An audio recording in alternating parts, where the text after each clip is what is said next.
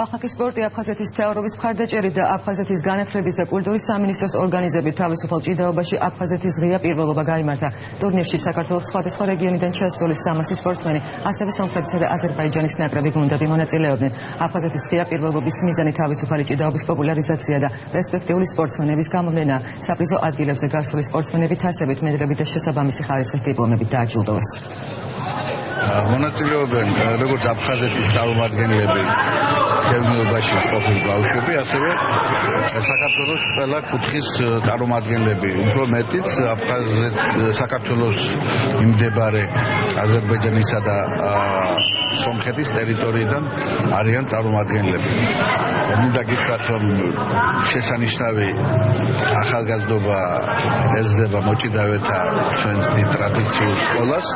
ეს ის ახალგაზრდებია, რომლებიც სახელს გაუთქვამენ ჩვენს ქვეყანას. ასოციაციასთან შედარებით მნიშვნელოვნად გაფართოვდა გეოგრაფია მასში მონაწილე სპორტსმენებისა.